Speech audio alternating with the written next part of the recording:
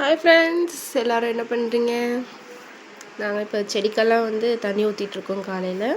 காலையிலேயும் சாயந்தரமும் தினம் தண்ணி ஊற்றிடுவோம். ஏன்னா நம்ம ஒரு விஷயம் பண்ணுறது எவ்வளோ முக்கியமோ அதை மெயின்டைன் பண்ணுறதும் ரொம்ப முக்கியம்.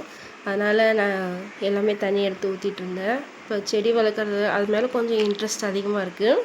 அதனால் அதை பார்த்துட்டு இருந்தேன். எல்லா செடிக்குமே எல்லா விதையுமே நல்லா முளைச்சிருக்கு. நான் வராத என்னமோன்னு இருந்தேன். பாப்பா கைராசி உண்மையிலே நல்லா வந்திருக்கு. அதான் எல்லா செடிக்கும் தண்ணி ஊற்றிட்டுருக்கேன். மழை வரும்னு சொல்லி எதிர்பார்த்தோம், ஆனால் மழை வரல. 2 நாளாக மழை வர மாதிரி இருந்தது, ஆனால் மழை வரல. அதனால் சரி எல்லாம் தண்ணி எடுத்து ஊற்றிடுவோம். செடி வாடி போயிடுச்சுன்னா என்ன பண்ணுறதுன்னு நாங்கள் எல்லாம் தண்ணி எடுத்து ஊற்றிட்டு இருந்தோம், நானும் பாப்பாவும். எல்லாம் பாருங்கள், உண்மையிலே எல்லா விதையுமே சூப்பராக வந்திருக்கு. மிளகா செடி எல்லாமே. குக்கும்பர் விதை கூட நல்லா வந்திருந்தது. பாருங்கள், குக்கும்பர் விதை காட்டுறேன் பாருங்கள். இதான் குக்கும்பர் செடி, இதுவும் நல்லா வந்திருந்தது. நான் 2-3 வாரத்துக்கு முன்னாடி மல்லிகைப்பூ செடி வச்சேன், அது பட்டு போயிருந்தது.